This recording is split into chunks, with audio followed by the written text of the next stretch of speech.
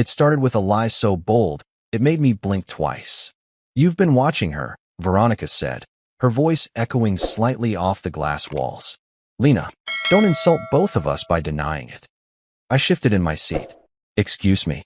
Veronica leaned forward across the conference table, lips curved just enough to pass for a smile, though there was nothing soft about it.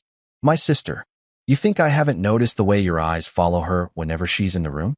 "That's not true," I said, slow, calm, but already feeling my pulse climb. "You're imagining something that isn't there." She laughed. Sharp, cold. "Of course you'd say that. But I'm not stupid, Tom.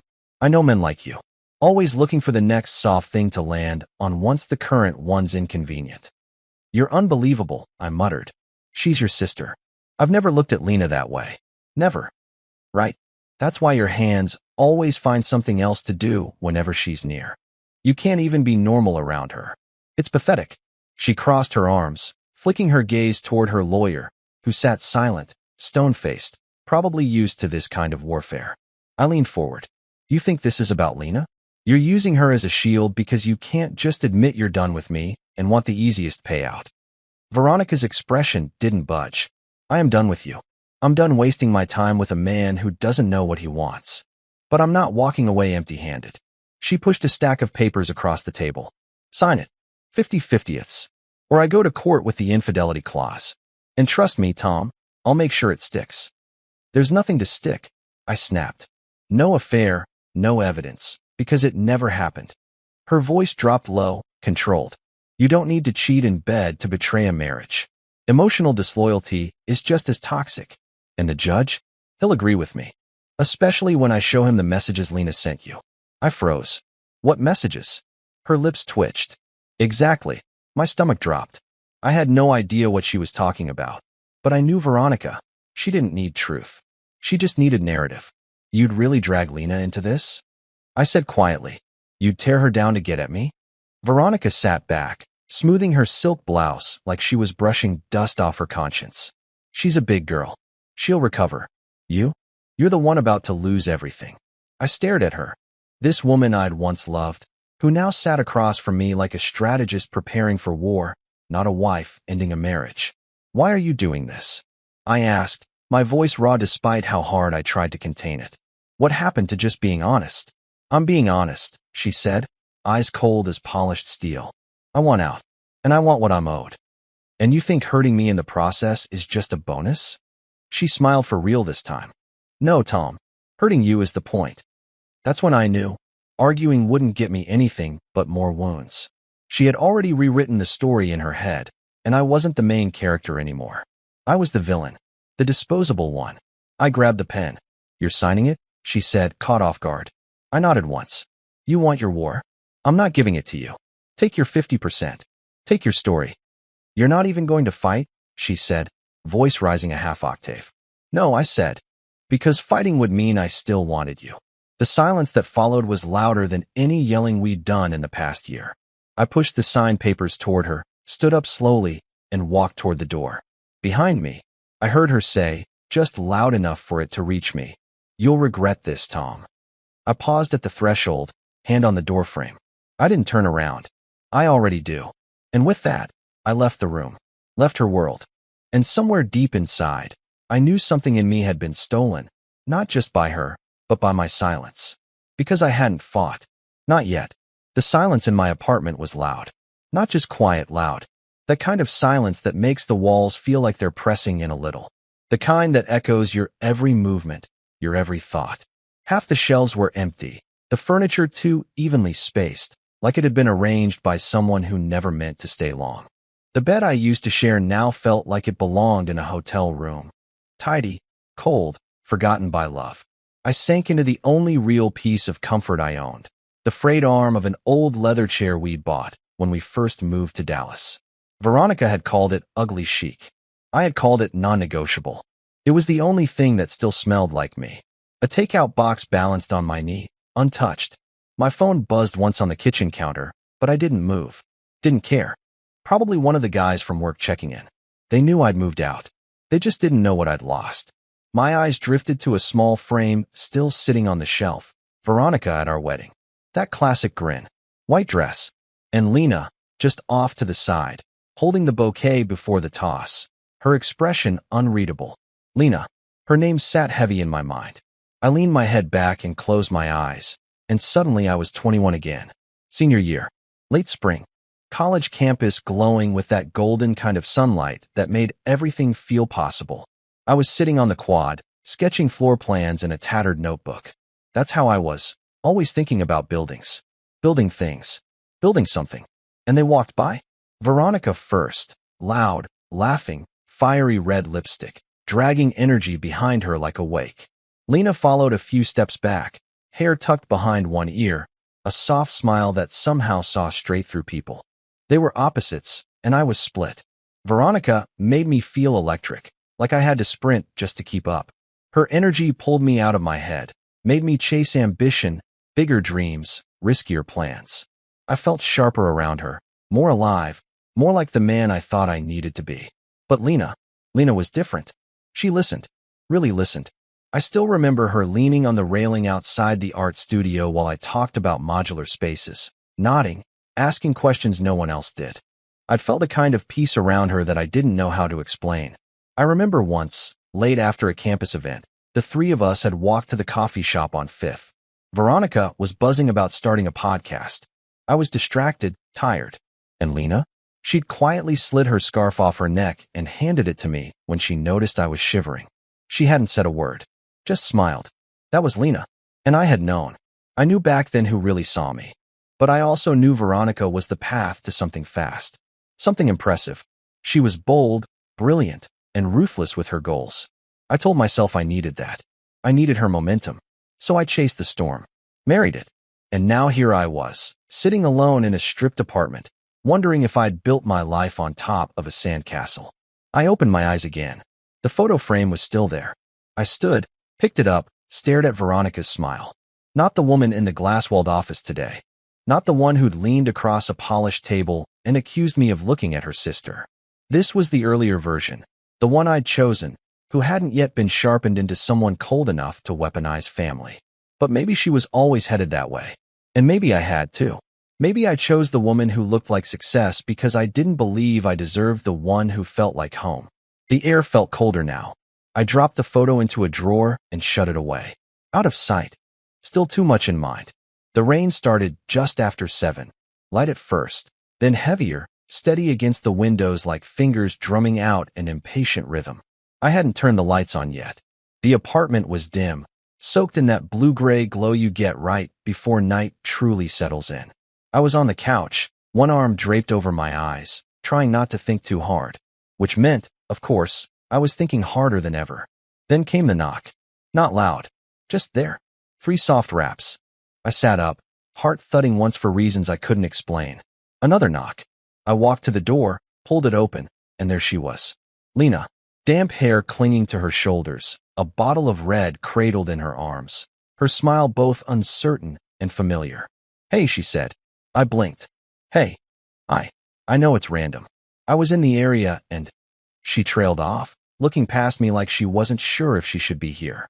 Come in, I said before she could talk herself out of it. She stepped in slowly, careful not to drip water all over the floor. I should have texted. I just didn't want to give you a chance to say no. I gave a short, dry laugh. You brought wine. No one says no to wine. I figured you'd need it, she said, setting the bottle on the kitchen counter. Well, maybe we need it. We ended up at the small kitchen table. 2 mismatched glasses. The bottle half empty. Rain still tapping softly against the windows like a metronome keeping time. She swirled her wine, watching it like it held answers. I didn't expect to see you at the lawyer's office, she said finally. I exhaled through my nose. Didn't expect to be there. Lena nodded slowly, then looked up, her eyes meeting mine. Veronica said some things. Things I didn't believe. I just wanted you to hear that from me. Like what? She hesitated. That I came between you two. That I tried to. It's not true. You know that, right? I nodded, steady. I know. Her shoulders relaxed slightly. I don't know what she told you, but I haven't spoken to her in days. She blocked me on everything. Sent some nasty messages. Said I was out of line for even replying to you. I stared at the table, jaw tight. Sounds like her. I never meant to cause trouble, Tom, she said softly. I stayed away because I thought I was helping. I looked up again. Lena, if I ever made you feel like I didn't value you back then, during college, I'm sorry. You were never the backup plan. I just didn't know how to choose calm over fire. That's on me. She smiled gently, eyes glassy. I don't blame you. You chose what made sense at the time. You wanted to build something big. I did. I chuckled bitterly. Turns out I built it on a fault line. That made her laugh, really laugh. The kind that came from the chest, unpolished and real. God, I hadn't heard that sound in years. I hadn't even realized how much I missed it. You always were terrible at metaphors, she said, sipping her wine. I stand by my architectural ones. We both laughed then, the sound stretching out and warming the walls. Something shifted. Not loudly, just gently. She looked at me, softer now. I'm glad you're okay. I nodded. Not okay, but better now. The space between us felt smaller than it had 10 minutes ago, like something unspoken was beginning to fill it. Not romantic. Not yet. Just real. She stayed for another hour. We talked about stupid college things, professors we hated, concerts we snuck into, old notebooks she'd saved. For a moment, I forgot about lawyers, signatures, and accusations. I forgot the cold. I just remembered what it felt like to not be performing. And when she left, coat zipped, umbrella overhead, I watched her walk out into the rain. The apartment felt different after she was gone. Still quiet, but no longer hollow. It was a Thursday, quiet, forgettable. I had just gotten home from work, keys tossed on the counter, shirt half untucked, when my phone lit up with her name. Veronica. I stared at the screen for a few seconds. Just her name alone pulled tension into my shoulders like someone yanking on a rope. I answered. Tom, she said. No greeting. No pause. Veronica. Was she there? My back straightened. What? Don't play stupid, she snapped. Lena. Was she at your apartment? I leaned against the counter, rubbing a hand down my face. Why are you asking me that? There was a pause, sharp and loaded. Because I know she was. I saw the traffic ping near your place. She turned off her location after, but not before I caught it. You're tracking her now? I asked, incredulous. I'm protecting her. She doesn't know what she's doing. I laughed once, bitter. She's a grown woman. She knows exactly what she's doing. Don't be smug, Tom, she hissed. You think because we're divorced you can just do whatever you want? I think exactly that, I said, voice low. That's what divorce is. Another pause. I could almost hear her jaw tighten. You don't get to drag my sister into your rebound spiral. She came over. We talked. That's it. Of course you talked, she said mockingly. That's your move. You listen, you nod, you play the understanding victim. You're always performing. And you're always rewriting the script to suit your version of reality. Don't patronize me. Then don't call me. I shot back. You wanted me gone. You wanted control. You got both. You think this makes you free? She said, suddenly quieter, colder. She won't come back, Tom. That stopped me. What? You heard me. Did you say something to her? A long silence. Lena knows what loyalty looks like. She won't choose you. That hit like a punch to the gut, not because it was true, but because she wanted it to be.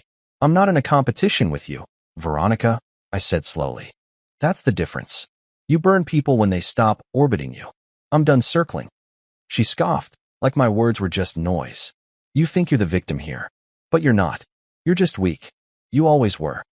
Maybe, I said, but at least I'm not scared of people who see through me. There was no reply, just the sound of her breathing, controlled, angry, calculating. Then the click of the line going dead. I stood there for a long moment, staring at the phone, heart pounding, not from fear, from clarity. This wasn't about Lena visiting me. It wasn't about me at all. It was about Veronica realizing, for the first time, there was a part of her life she couldn't manipulate anymore. And it terrified her. The drive to Lena's place felt longer than usual. Rain smeared across the windshield in thin streaks, the kind that made traffic lights glow like melted glass. I didn't call ahead. I didn't want to give her a chance to tell me not to come. My chest was tight the whole way. When I pulled up outside her townhouse, her porch light was already on, like she knew I'd be coming anyway. She opened the door before I could even knock. Her eyes were red. Tom, she whispered. Her voice barely held together. You shouldn't be here. I had to see you. She stood there, gripping the doorframe like it was the only thing keeping her upright. Then she stepped back without a word, letting me in. The place was warm, smelled faintly of chamomile, and something baking that had long since cooled. The living room was small but lived in. Books on the end table, a folded blanket on the arm of the couch. It felt nothing like Veronica's cold precision. It felt safe. I turned to face her, but she was already wiping at her eyes. "She called me," Lena said, before I could even speak. "Right after she called you, I guess." "What did she say?" She said. Her voice cracked, and she turned away, walking toward the kitchen just to keep from falling apart. She said I was pathetic, that I was ruining lives, that I'd always been jealous of her, and now I was proving it. I followed her in, slow, careful. "You didn't ruin anything, Lena. You didn't cause our divorce." "She thinks I did. And maybe," she turned, eyes glistening, "maybe she believes it because deep down I wonder if I did too." "Don't," I said gently. "Don't do that." I saw how she looked at me, Tom. Like I was nothing. Like I was something she had to scrape off her shoe. And I let her say those things. I didn't even defend myself. I just listened. "She's manipulating you," I said. "Because that's what she does when she feels power slipping." Lena hugged her arms around herself. "She told me to block you. That if I had any sense of decency, I'd never speak to you again." "And did you?" "No," she said. "But I almost did." I stepped closer, my voice calm. "Lena, this marriage died a long time ago. Long before you showed up on my doorstep with that bottle of wine. You didn't break it. You just happened to walk through the ruins." She stared at me like she didn't quite believe it yet. But she wanted to. I sat down at her kitchen table. "Do you trust me?" She hesitated. Then finally, "Yes." I nodded. "Then trust this. Veronica doesn't get to decide what happens next. Not for me. Not for you." Lena lowered herself into the seat across from me. Her shoulders were still trembling, but there was something different in her eyes now. Not fear. Not guilt. Just exhaustion. And the faintest flicker of hope. She whispered, "I don't know what I'm doing anymore." "You're doing your best," I said. "And you're not alone in this." Her lips parted, like she wanted to say more, but the words weren't ready yet. So we sat there, quiet. Not awkward. Not empty. Just quiet. In a way that made space for the truth. It was nearly midnight. I couldn't sleep. Not really. I'd left Lena's place hours earlier, but her words, her eyes, her pain still clung to me like smoke on clothes. I sat on the edge of my bed, thumb lazily flicking through my phone, trying to shut my brain off. News, weather, photos of people smiling through filters and filters pretending to be real life. And then, there it was. A photo I didn't expect to see. Veronica, dressed in black, arm draped around a man I didn't recognize. He had the smug, curated look of someone who paid for personal training and knew which angles made him look just rugged enough. His hand rested too comfortably at her waist. They were in some upscale rooftop bar. Lit wine glasses. Twinkling lights behind them. Her smile was real, or at least, convincing enough for anyone who didn't know better. The caption? 1 year today. With a heart emoji. I froze. I stared at that caption so long the screen started to dim. 1 year. A year. From today? I checked the date. Did the math. That meant, while we were still married. While I was in that house, fixing the sink, making her coffee, pretending we were just in a rough patch. She was already with someone else. Not a flirtation. Not a fling. A relationship. I set the phone down, slowly, as a new kind of silence filled the room. It wasn't confusion or heartbreak. It was clarity. She hadn't just used me. She'd cheated. Coldly. Quietly. While building a plan to make me look like the guilty one. I opened the drawer in the nightstand and pulled out the original prenup, signed 6 years ago. Back when I still thought things like that were just formalities. Right there in black and white, the infidelity clause. If either party was found to have committed adultery during the marriage, the guilty party forfeited all claims to shared assets. Everything. She had threatened me with it. Weaponized it. Now, it was my turn. The next morning, I sat across from my lawyer, Richard Epps, a guy with kind eyes and a shark's instinct. He flipped through the prenup, nodding slowly. "She cheated," I said, sliding my phone across the desk. The photo glowed under his office lights. He looked down, arched a brow. "You're certain the timeline overlaps?" Caption says 1 year. That's 10 months before she filed. We were still married, living together. Any other evidence? Not yet, but this is public. I'm betting there's more. Richard leaned back. "You realize what this means?" I nodded. "It means she played me. And now we play back. He tapped his pen against the clause. We can reopen the settlement, but we'll need more than a caption. I want a polygraph. It won't be admissible in court, but it'll rattle her. Bad. I narrowed my eyes. She won't take it. She doesn't have to. We just need her to react. He smiled, that slow, confident kind that let me know things were already in motion. I'll draft the request today, he said. Let's see how strong that mask really is. I stood, shoulders a little straighter than they'd been in weeks. Thanks, Richard. Don't thank me yet, he said, already tapping out an email. This is just the opening move. As I stepped back out into the brisk December air, I didn't feel angry anymore. I felt ready. If you're enjoying the story, please hit the like button. 3 days. That's how long it took for the cracks to show. I hadn't heard a word from her since I'd filed the formal request through Richard's office. Just silence. No dramatic calls. No texts. No threats disguised as concern. Until tonight.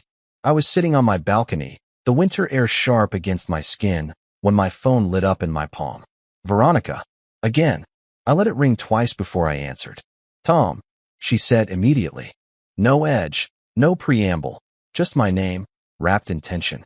Her voice sounded tight, controlled on the surface, but beneath it, I heard the tremble she was trying to hide. I heard from my lawyer, she continued. You're requesting a polygraph. That's right. A pause. Not the dramatic kind. This one was genuine. The kind that comes when someone doesn't know what to say next. You can't be serious, she finally said. I've never been more serious in my life. Tom, she said again, softer now. Almost fragile. A lie detector? What are you even trying to prove? I'm not trying to prove anything, I replied. You already did that for me when you posted a photo with the man you've apparently been with for a year. That's not, she started, but stopped herself. You don't understand what you're doing. If this goes public, I'm not doing it for publicity, Veronica. I cut in. This isn't a stunt. This is truth. Cold. Quiet. Legal. Her breathing hitched. It was faint, but I heard it. You're blowing up both our lives, she said. No. You already did that, I replied calmly. I just stopped pretending the fire wasn't there. Another silence. And this time it was long. I could practically hear her scrambling, searching for something that would work on me. Some tone, some phrase, some carefully chosen words that used to make me fold. But those days were gone. I don't want to go through this, she finally said. I didn't want to go through a divorce built on manipulation, I answered. Then why didn't you fight me? She snapped suddenly, the panic cracking into anger.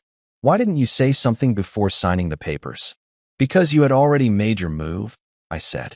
You staged the scene, played the role, controlled the narrative. Arguing with you would have only added applause to your performance. I could almost hear her blink.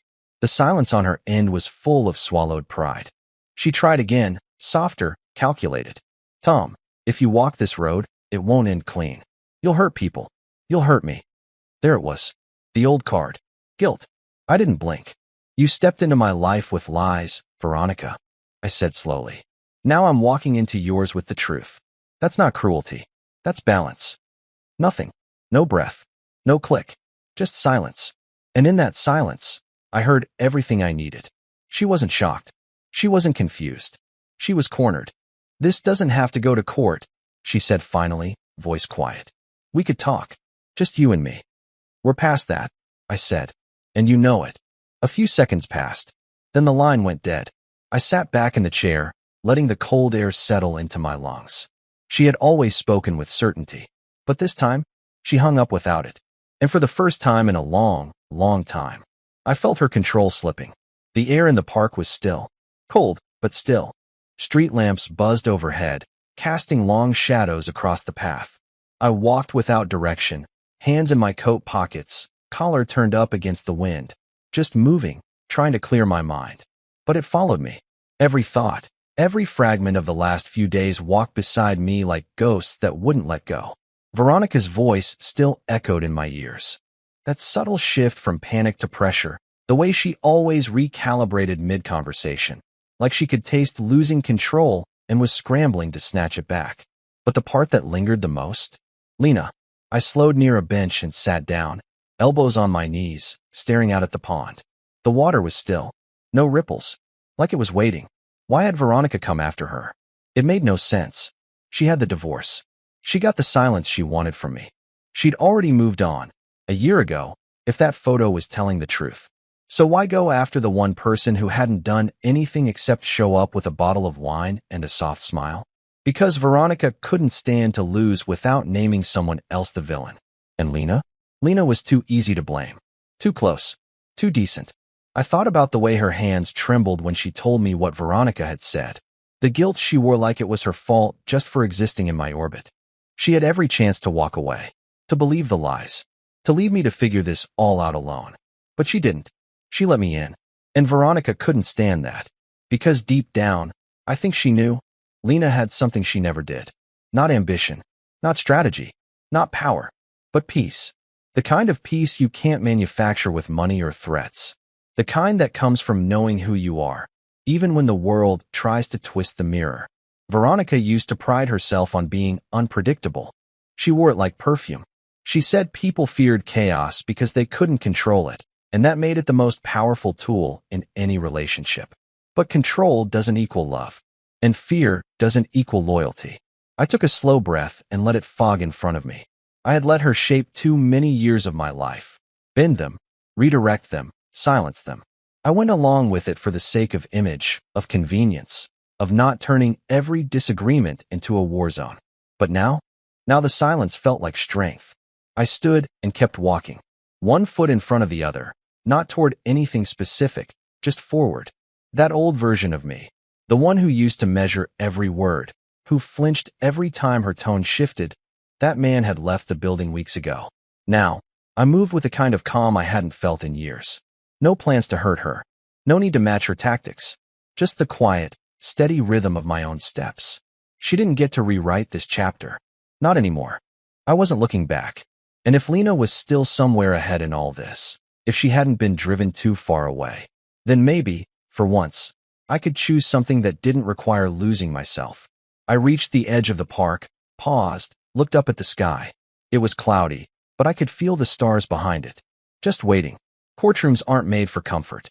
Hard benches, buzzing lights, the slow grind of time stretching out between each gavel and sigh. They aren't meant to feel personal, but everything about this day did. Veronica sat across the aisle from me, wrapped in a navy blazer, legs crossed, hands clasped too tightly in her lap. Her heel tapped out a fast, nervous rhythm on the tile floor. It was the first time I'd ever seen her visibly unsettled in public. Not flustered, not calculating, just cracking. The bailiff called order.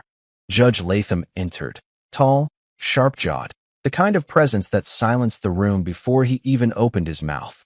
Richard leaned over to me, whispered, "Just stay quiet. Let the truth work for you." I nodded once. Veronica glanced back at me. Our eyes locked for the briefest second. Her expression wasn't angry or arrogant this time. It was scared. The hearing began. Formalities. Statements. Then the judge turned to Richard. "You've submitted a motion to reopen the asset division under Section B of the prenuptial agreement?" "Yes, Your Honor," Richard replied, steady as ever. "Under grounds of infidelity. We have evidence supporting a year-long extramarital relationship during the marriage, as well as voluntary submission to a polygraph, which confirms the same." Veronica's lawyer stood. "Your Honor, the test results are not admissible." "I'm aware," the judge interrupted. "But I will consider the context of the timeline and any corroborating evidence." Richard clicked a remote. The screen lit up behind us. Veronica's photo with the man from her feed filled the screen, dated, timestamped, captioned.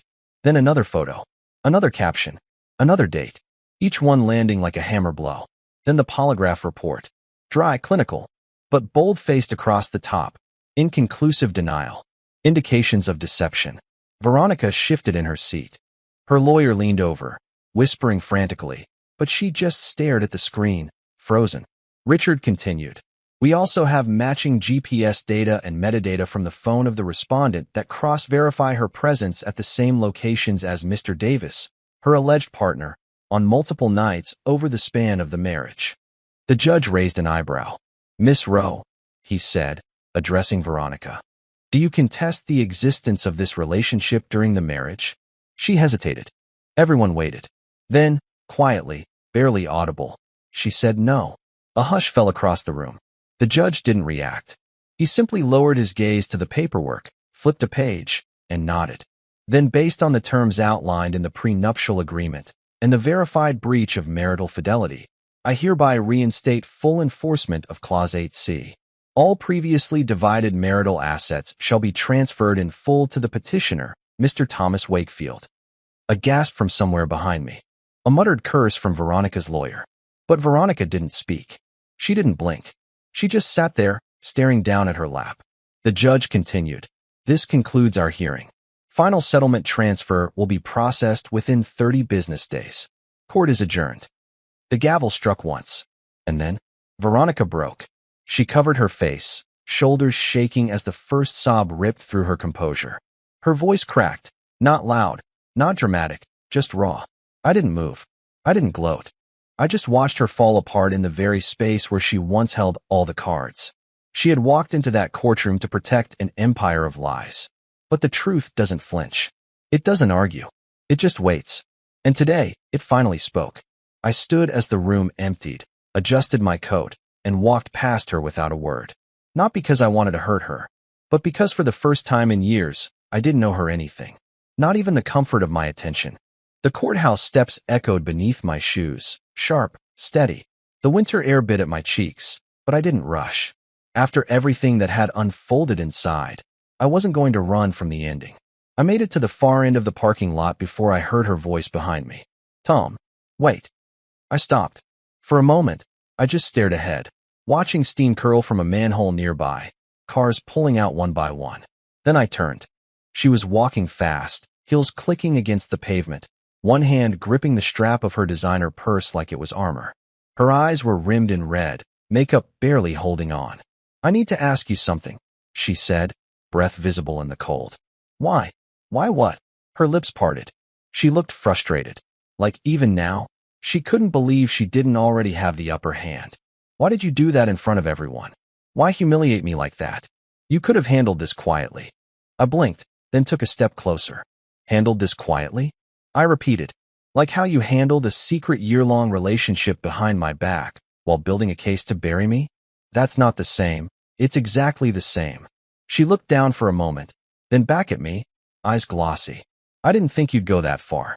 No, you didn't think I'd stand up. Her mouth opened. Nothing came out. So I kept going. You made choices, Veronica. Cold ones. You tore me down in private, then smiled for the world. You turned your sister into a weapon.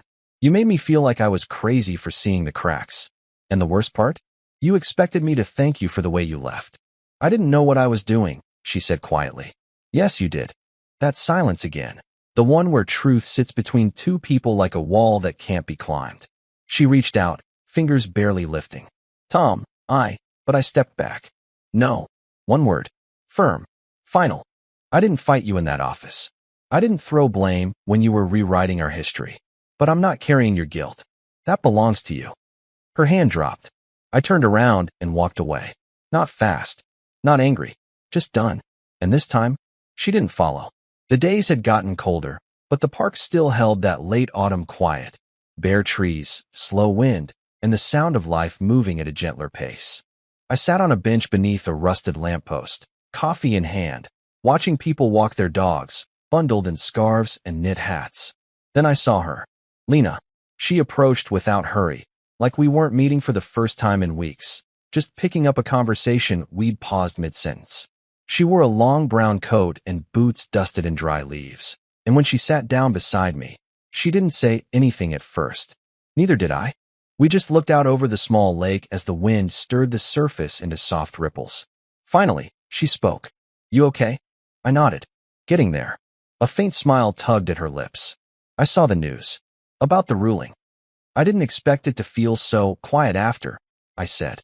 Like something I'd waited for just came and went. That's what the truth does, she said gently. It doesn't yell. It just stands there. Unshakable. We sat in that truth for a moment. Then she turned toward me. Veronica called me. My jaw tightened. What did she say? She said I ruined everything. That you were never like this before me. But I think she was just trying to rewrite the ending in her head. I'm sorry she dragged you into all of it. Lena shook her head. No, you're not responsible for her story. And neither am I. Her words sat heavy and freeing. I used to think I chose Veronica because she made me feel driven, I said. staring out across the lake. But the truth is, I chose her because she made me feel like I had something to prove. Like being with her made me more than I was. And now I know better. Lena looked at me. Really looked. I never blamed you, she said softly. Not back then. Not now. I just wondered what we might have been if you'd chosen peace over noise. I smiled. So did I. She reached for my hand. Slow, natural. Our fingers met in the middle of the bench, not like a declaration, but like a shared understanding. And that was enough. No pressure. No promises. Just two people sitting in the aftermath of something broken, choosing, finally, not to carry the weight of someone else's wreckage. I looked over at her, feeling more certain than I had in years. This time, I wouldn't chase the storm. This time, I'd stay where it was quiet. And true, that was the end of my story. But before you go, there's something I keep thinking about. Lena stayed silent for a long time, even when Veronica tore her down behind closed doors. She thought walking away was the most respectful choice. Tell me in the comments, did she do the right thing? Or should she have stood up for herself sooner? If you felt something from this story, don't forget to hit like and subscribe. There's more to come.